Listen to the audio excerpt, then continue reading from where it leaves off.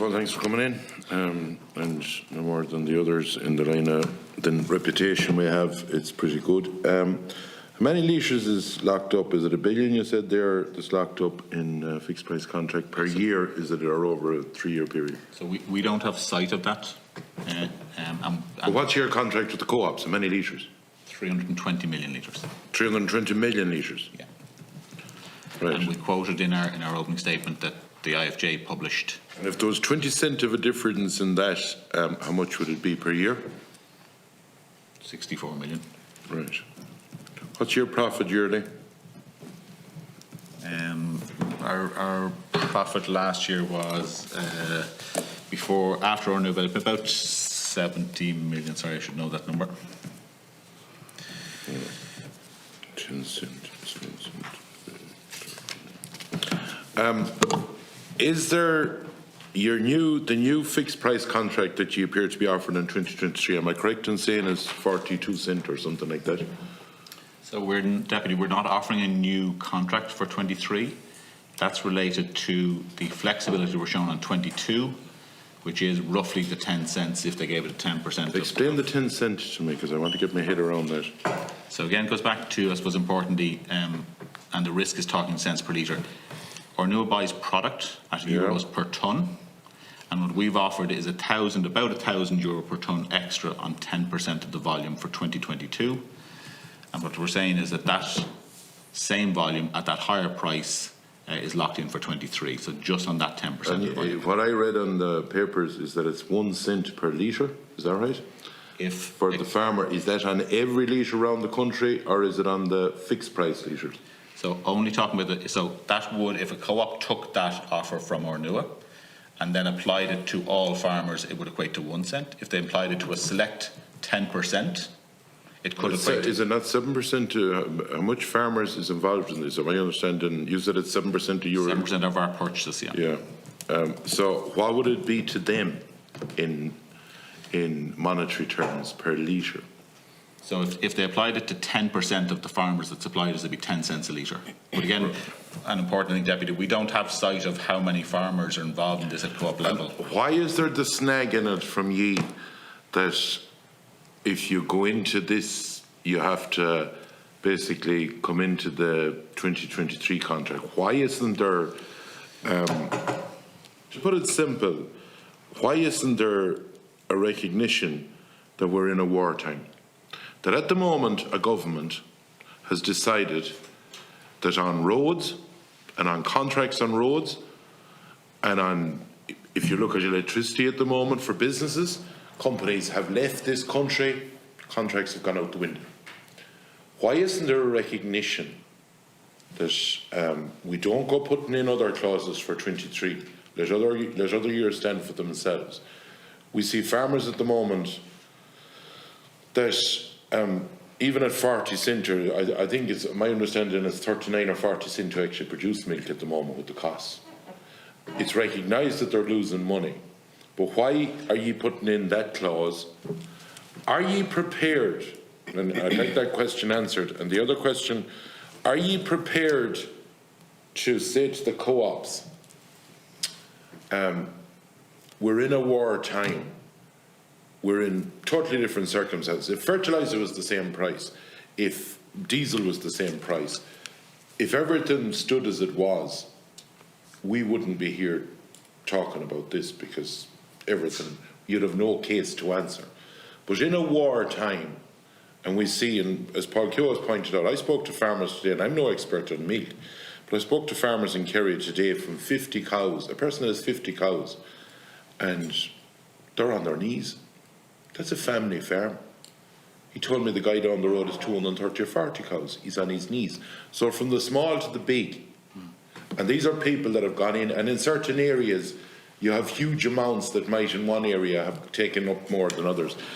Are ye not prepared as a company to recognise that on roads it has been stated by the government that 70% of realised costs extra now is going to be paid?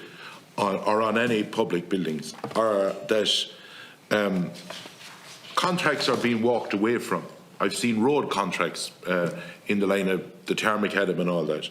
I've seen, if you look at the ESB, businesses went into contracts with them in February with Spanish companies, and they're gone, and there's nothing can be done about it. But here we have the farmer, the old reliable, that we're leaving in the lurch. And it's not a good sentiment that's gone out, because to be honest about it, the vibe that I'm getting is that if these farmers are left in the lurch, you will never get them back into a fixed price contract again. Why isn't there, are ye prepared as a company to say to the co-ops, and let the co-ops then, I understand what you've said, that the co-ops deal with the farmers, that those contracts, because of wartime situation, if they want to make them null and void, they can make them null and void. Are you prepared to do that? And maybe I'll just answer there's two questions there, Deputy. One is why the link to 2023.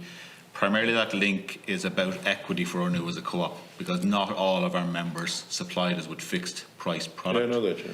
Therefore, to be equitable, we have to have a tie into 2023 in the 2 years of that price, and that makes it equitable for that. In terms of, I suppose, look, our newest role, and goes back to Deputy Keogh, by creating value for Irish farming families, we think the best way for us to do that is continue to drive and capture value in the marketplace through our customers, through our ingredient business, through our brands, pay really good product price, and create as much money as we can in our new value payment which we pay out.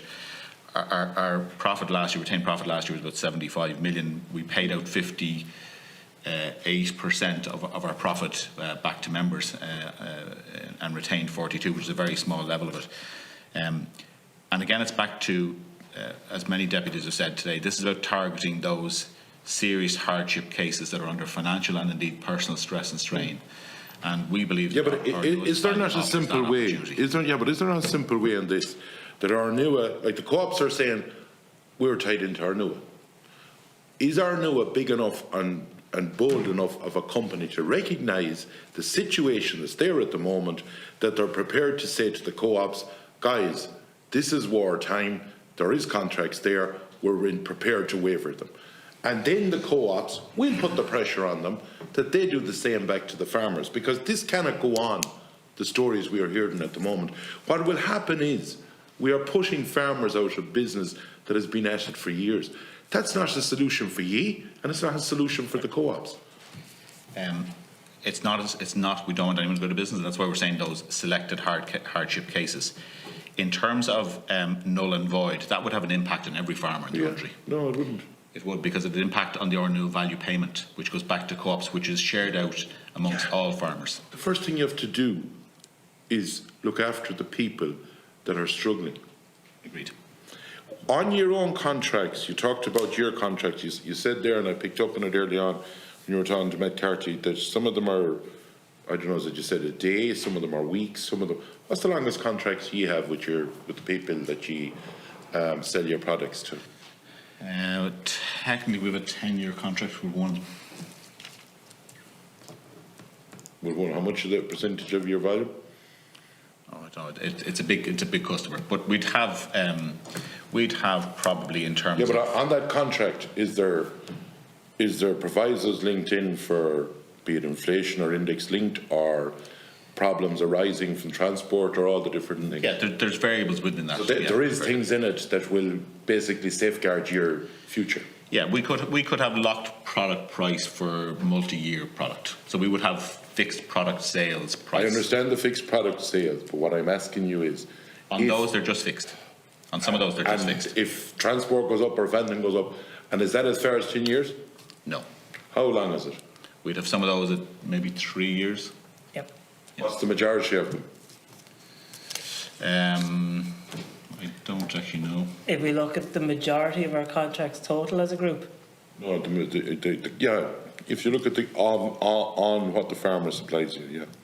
yeah, I guess if we look at it, we'd have a range of, as John touched on, whether it's spot on the day, quarterly, 6 monthly, 9 monthly, 12 months.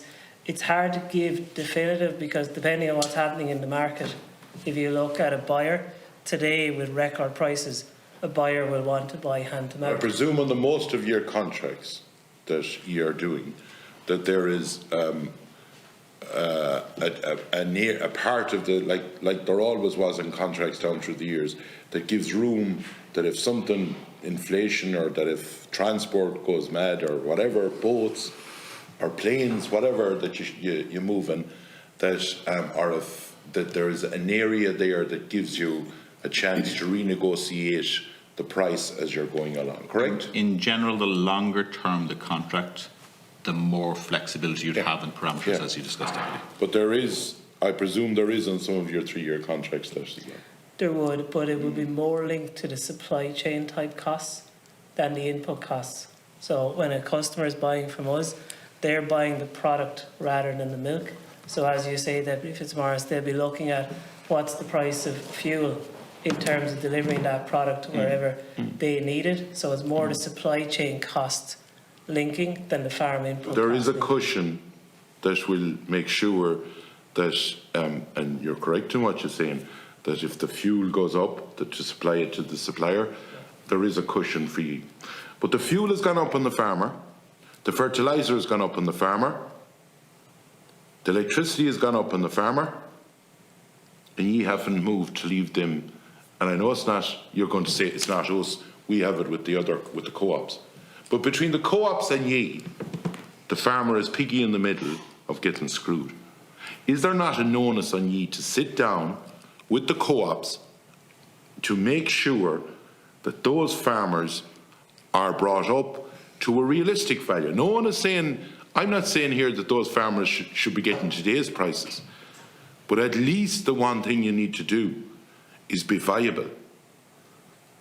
And if you're offering under this deal that you're on about 42, it's recognised that there is a problem at producing milk below that, or maybe at least a few cents below that. So why isn't there a banging of heads together rather than leaving the farmer in the lurch? Because it's not good for the image of the fixed price contract, and it's not good for the image of the likes of Oireachtas. There'll be housewives watching here today and they know what they're paying for stuff. And if they feel that Johnny the farmer down the road is getting screwed, it's not good for them. Will ye give a commitment that you will sit down with the co-ops to drum out a proper, realistic price? And I'm going on your figures, what you have said in profit, and fair play to you for the profit you make. But if you were going to 40 cents on the volumes that you're talking about, it wouldn't put a big dent. I'll tell you, if I was a member getting a bit of a payback back from ye, I would like to see my neighbour making sure that they were viable, not put out of business, even if I had to take a few quid less. Okay, okay. Yeah, look, I think that there's a concept there, Deputy, that look, we believe the offer that we put forward is fair and equitable to our members as a cooperative. We believe it allows co-ops, in particular, target the hardship cases. But there certainly is a responsibility on everybody, farmers, co-ops, Oireachtas, and indeed other customers to step up and play their part. Yeah, but would you be prepared to take the 2023 proviso out of it? If there's 10 cents, as you were saying, of a difference there, that there's room for the people on the contracts to get, be it 7, 8, 10 cents, whatever it is, right? But to take this other clause out of it, are ye prepared to do a goodwill gesture like that for those farmers with the situation they're in at the moment, the way it might resolve an issue? And I think it's important, Deputy, that for equity of those that haven't got fixed price contracts with Oireachtas, that clause creates that piece of equity for those that are not in the fixed price schemes. And therefore we have to offer equity as a co-op. We have to offer equity to all our 8 You can turn around next year and bring out your new thing for the next 3 years. But what point is bringing out a new scheme? Right, just say that they say, no, we're not going down that road. What point is offered a new scheme next year if the chalice is poisoned? That you end up, that every farmer says, geez, I'll never go near that again. It's no good to ye, it's no good to the co-op, and it's no good to the whole industry. I would agree with that statement, Deputy, and I think the lessons learned will be hugely important. Like farmers, I would advise farmers, don't go into it if this is the way you're going to be treated. Straight out, and they'll hear it here today. Okay. You can come back in and finish your time, Deputy.